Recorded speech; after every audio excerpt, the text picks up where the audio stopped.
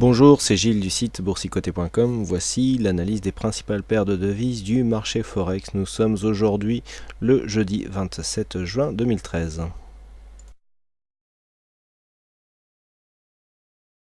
Et nous commençons tout de suite par la paire de devises euro-dollar. Donc l'euro-dollar qui a cassé hier son retracement des 61,8%, qui a trouvé un support ici sur la zone psychologique des 1.30.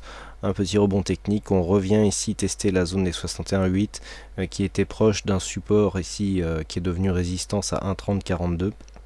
Et on revient donc sur les 1.30. A priori, sur le deuxième appui, il semblerait que ce support pour l'instant s'impose. Bon, c'est une zone psychologique, bien souvent.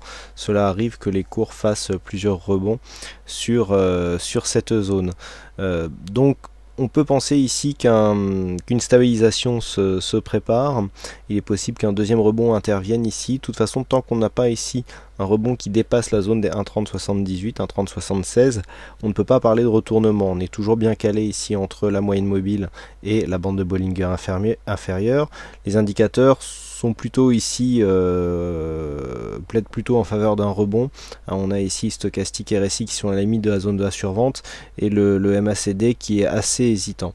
Donc là, on pourrait bien avoir ici un rebond technique. Bon, tant qu'on reste en dessous ici cette zone, on est toujours dans une phase baissière. Bien entendu, si on vient casser ici cette zone de point bas à 29,83, on confirmera la continuité de tendance. Par contre, si on venait à casser ici cette zone et à repasser par-dessus donc ces zones de résistance, les 50% et surtout le plus haut ici que nous avons à 1,3151, et bien là nous pourrions parler de retournement. À noter que si nous venons ici à partir de ce point casser ici la zone des 1,3047, et bien nous aurons un petit double bottom qui est en formation, avec donc un objectif qui nous emmènerait à une cassure de cette zone des 1,3076.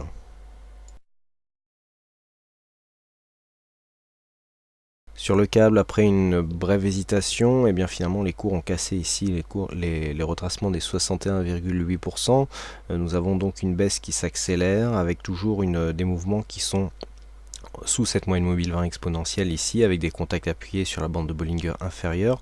Donc on est clairement dans une continuité de tendance. Donc l'objectif devient maintenant la zone des 1,5020 qui correspond au récent point bas ici significatif avant cette phase de hausse, puisqu'après la cassure des 61,8, la probabilité de revenir sur cette zone des points bas est accrue.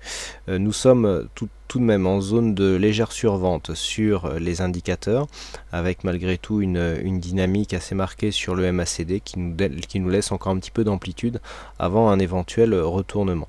À noter ici des petites phases d'exagération qui ne donnent pas de rebond technique, c'est dire si la pression baissière ici s'exerce. Pour invalider ce mouvement, il faudrait maintenant remonter sur ce plus haut du jour, à savoir les 1,5478. Avant une remontée au-delà de cette zone, eh bien, la tendance court terme restera baissière sur la paire de devises livre sterling contre dollar américain.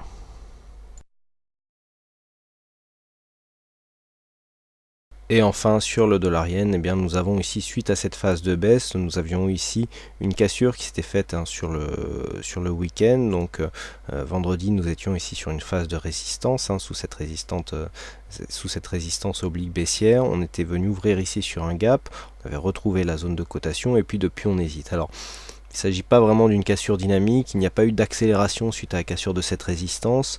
On était dans l'épaisseur du trait, et il semblerait que là on tende vers un biais plutôt haussier. On vient de marquer un contact avec la bolle supérieure, les bols qui commencent à s'écarter. On a une dynamique assez partagée, puisque malgré ici un biais haussier sur le MACD, on est déjà en surachat sur le stochastique. Le RSI lui nous laisse encore un petit peu de marge. Donc on peut avoir ici un petit début. Un bon signal ici serait le ralliement de du mouvement sur cette résistance des 99 yens pour 1 dollar.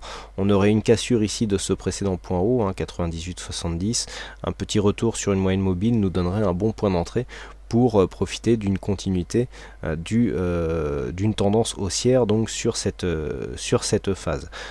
Pour maintenant inverser la tendance et repasser en biais baissier, il faudrait recasser cette zone de point bas qui se situe à 96,96 yens pour 1 dollar. Voilà donc pour l'analyse vidéo des principales paires de devises du marché Forex. Vous pourrez retrouver les analyses matières premières sur une prochaine vidéo qui deviendra indépendante.